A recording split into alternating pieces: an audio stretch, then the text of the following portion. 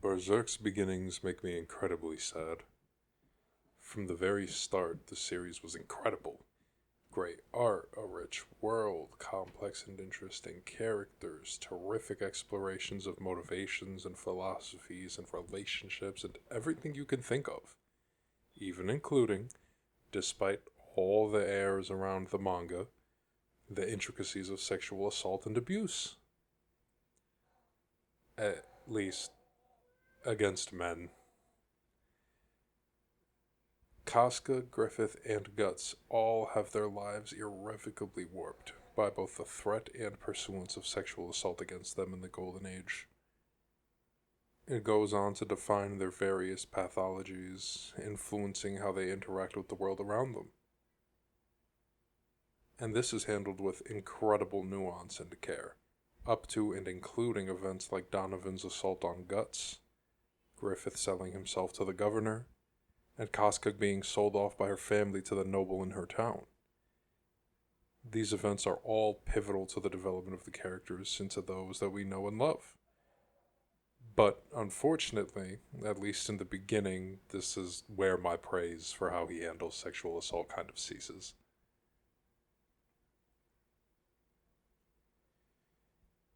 Guts' entire life, from his literal birth, is drenched in vulgarity and gore. Born and baptized in blood from his mother's hanging corpse, and rescued by a band of lunatic roaming mercenaries, Guts is far from a stranger to the horrors of the world.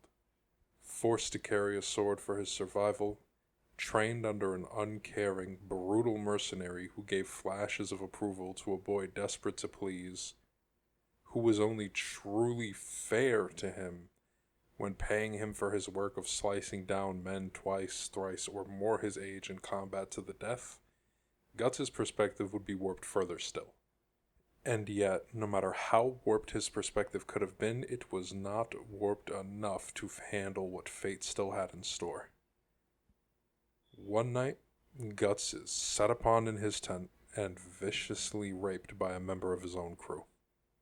A demon of a man named Donovan violates Guts' autonomy to the highest order, proclaiming that this was allowed, as Guts' very independence had been sold out by Gambino, the distorted version of what some would call the only thing resembling a father figure Guts had ever had. And this affected Guts in a way that becomes prominent through the story. He becomes incredibly reclusive and aggressive. Donovan becomes the first person that Guts truly kills strictly in cold blood. Even the lightest of contact from even his hirers, offering extensive gold in exchange for his service on the battlefield, flashes him back to that time and place in the tent. Even the lightest allusions to operating under anything other than his own will, or to some degree, his blind allegiance to Gambino, is heresy, and a violation of his autonomy on par with spitting in his face and telling him to wipe it down. This is especially seen in his first interaction with Griffith, when he flat out asks him upon hearing him speak, "Are you a homo?" And even though Griffith definitely is, it's almost irrelevant to how Griffith is talking about him. Griffith objectifies Guts here, places him as an item of desire, to own, to wield, and to do as one wishes with. And Guts objects to that to his very core. There is no part of him that does not scream and rail against the very notion. And in the beginning of his tenure with the Hawks, Pippin of all people is the salt that pours over Guts' old wounds. While played somewhat casually, Guts still freaks the fuck out at Pippin's casual disregard for his personhood.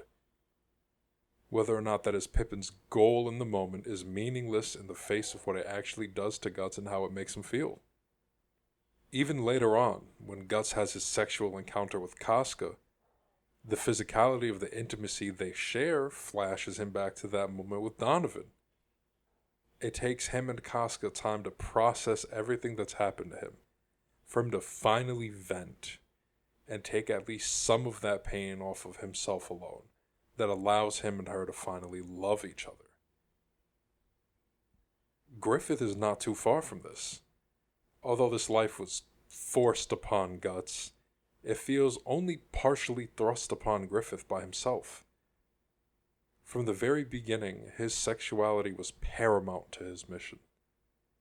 The fawning of common citizens and women and men and nobility, all alike over his body, over his presence, was something he decided he had to exploit in order to do what he thought must be done for him to gain what he knew would one day be his. From his interactions with the governor, to how he almost inadvertently leads on Casca, to the entirety of his relationship and the very strange power dynamics at play every time he and Guts are alone in a space together. Everything Griffith plays at is tinged with a man who has, since a boy, been tainted with a nearly religious worship by zealots of varying degrees, including some who have no qualms over tainting the statue they kneel at and pronouncing it to the world as worship. This puts him at odds with Guts from the very beginning, the man he loves, violating his self-sanctity, as this is the way Griffith knows to attain what he desires. This plays out further with how he interacts with Charlotte after Guts leaves him, and how he treats Casca, uses Casca, throws her back in Guts' face to get at him. Ownership, dominance, and usage. This is what Griffith knows. And he knows how Guts feels about Casca. So he tries to, from his perspective, ruin her. The same way Guts was ruined. Honestly, it's incredible, and would be a great way to handle it if it didn't completely strip Casca of her character for the next 300 chapters. Casca was affected by all these things too. Same as Guts, sold off, but by her actual flesh and blood family. Almost immediately, assaulted by a stranger who now owned her life. Then, a murderer. Then, over the course of the rest of her life, despite becoming one of the most prodigious warriors the world had ever seen, she was often reduced to the butt of the joke. Always laughed and jeered at, not taken seriously by Guts or taken unfavorably by Griffith. Always caught off guard, always caught weak or tired or on her period, always taken advantage of, always on the ground, threatened to be molested, stripped bare for the usage of whatever army they're fighting at the time is. Always having her sexuality used as a catalyst for other characters. Always used as a damsel to allow another to save the day.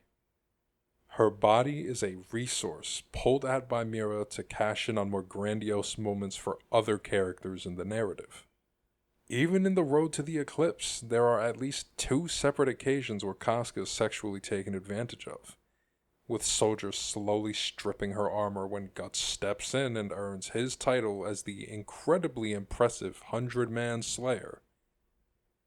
And then the Apostle Weald, leader of the Black Dog Knights, completely strips her bare and literally just molests her, only not managing to penetrate because he is murdered by Guts in another incredibly impressive, stupendous rage.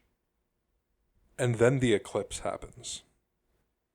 There are so many things I can say about what occurred on the eclipse, but ultimately, what I'll say is that it is Casca's humanity that makes the eclipse so tragic. Scorned by her infatuation, unable to be saved by her lover directly in front of her, she is finally destroyed the way both of those mentioned prior have been. But this time, there is no growth. There's no development. There's no greater story to be told from this for Casca. As incredible as this moment and the development from it are for Guts, Casca gets nothing from this. Her entire arc has simply been to, be torn apart for the sake of the boys around her masquerading as conquerors? To be used and abused, ultimately fridged for literal decades, kept around as very important but unable to be anything for herself more than arm candy for the party? What happened to Casca is a tragedy, and is great writing as well in full admittance, but with 2 entire chapters devoted to her violation. A view of her complete degradation from the perspective of the male gaze, and her complete loss of ability after the fact. It makes me view how she was treated throughout the rest of the Golden Age with some amount of anger, frustration, something. It makes some amount of sense, of course. But if this was her penultimate conclusion, at least for as long as she had remained in that state, I would have appreciated if the other attempts at violating her were treated with the sanctity of Griffith's and Guts's encounters, if not even the attempt made at her in the past. You can only have a female character as incredibly skilled and competent as Casca trip herself into a terrible situation and threaten to be raped by the big strong men around her so many times before the singular self-save against the leader of the Blue Whale Ultra Heavy Armored Fierce Assault Annihilation Night Corps, General Adon Korberwitz, loses a bit of its luster. Ultimately, I'm glad that Miura has other very well-written women in the series. After all, even Charlotte is given time to shine. Shown as able to play her role and shoot for loftier, more ambitious goals, even under the crushing weight of Griffith's presence later on. And both Shirka and Farnacy have incredible arcs. I'm just glad Miura rectified things later on.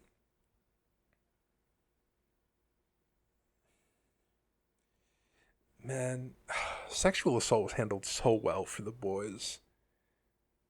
And then Casca just kind of got the, wouldn't it be so crazy if this chick got molested? And now she's not a character, guys. Isn't that so wild? Damn. And he did great things with it later. When Shirka and Farnacy go into her mind and piece her mindscape back together and everything, great. Incredible. The way it's portrayed and done is fantastic, and I enjoyed it. But, like, even as incredible a moment as that is, even with how great some of the moments were through the entirety of Berserk, involving Casca, whether it be her disappearance, or whether it be them having to rescue her, or her accidentally, like, assisting the party in some big way. If this is what happened, if this was Casca's fate, why did she have to be threatened to be molested every, 5 chapters for 100 chapters? Rest in peace, Miura. With all that said, god damn it, man.